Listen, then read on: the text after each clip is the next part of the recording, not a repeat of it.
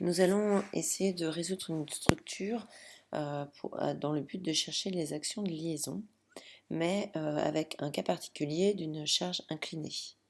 Dans le cas particulier d'une structure ayant une charge inclinée, alors on prend une structure en termes d'exemple, et on a une charge ponctuelle ici qui est inclinée avec un angle de 60 degrés.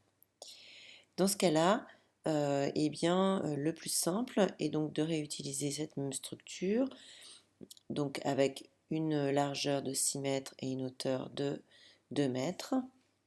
On va reprendre cette structure en enlevant les appuis et en les reportant dans le repère X, Z et avec un sens positif de rotation entre l'axe X et l'axe Z. On fait cela donc en enlevant les appuis et en projetant un certain nombre de forces. Par exemple, ici, on peut représenter la résultante de cette charge répartie d'un décanewton par mètre sur une hauteur de 2 mètres, ce qui nous donne une charge résultante de 2 décanewtons appliquée au milieu de la hauteur de ce poteau. En ce qui concerne la charge inclinée de 5 décanewtons, si on zoome sur cette charge-là, on peut projeter cette charge-là avec une résultante horizontale et une résultante verticale. En fait, il s'agit d'une somme de vecteurs. Ce vecteur incliné, et donc ce vecteur force incliné est égal à un vecteur force horizontale plus un vecteur force verticale. Cela nous permettra de représenter toutes les actions. On a donc ici une charge qui va se projeter horizontalement avec un terme multiplicateur de cosinus 60 degrés et verticalement avec un sinus 60 degrés. On se retrouve donc avec une charge verticale de 4,33 décanewtons et une charge horizontale de 2,5 décanewtons. Appliquée bien entendu toujours au même point. Les réactions d'appui qui sont nos inconnues sont ZA, XD et ZD, orientées toujours dans le repère global choisi pour cette structure. Cette structure, on l'isole donc, elle est en équilibre, on peut lui appliquer le principe fondamental de la statique. Donc on a toujours le même système, et quand on écrit les équations en se projetant dans le repère global choisi, on se retrouve avec la somme des forces horizontales égale à 0, la somme des forces verticales égale à 0, et enfin la somme des moments à n'importe quel point de la structure qui doit également être nulle. Cette somme de moments se fait habituellement soit au point A, soit au point B, au point D, pardon.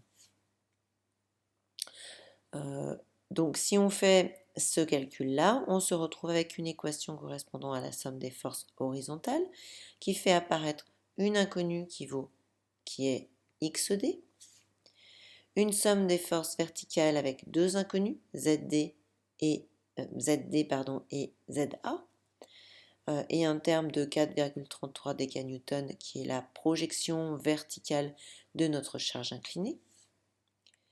Et enfin, une somme de moments par rapport au nœud D. Alors pourquoi plutôt par rapport au nœud D?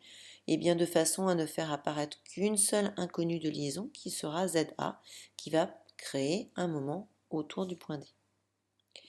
On se retrouve donc avec ce moment créé par ZA qui vaut moins ZA fois 6 mètres, le bras de levier de ZA. La charge répartie qui elle aussi crée un moment engendré par la résultante de 2 décanewtons qui apparaît dans le calcul à cet endroit-là, et un bras de levier de 1 mètre qui apparaît ici. Et enfin, la projection verticale de 4,33 décanewtons qui va occasionner un moment grâce au bras de levier de 3 mètres par rapport au nœud D. On se retrouve donc avec un système de 3 équations à 3 inconnues que l'on peut résoudre assez facilement. On trouve ainsi directement ZD grâce à la première XD par rapport à la première équation, ZA grâce à la dernière équation, la somme des moments, puisqu'on n'a que ZA comme inconnu dans cette équation, et enfin ZD en réinjectant la valeur de ZA dans cette équation, on en déduit la valeur de ZD.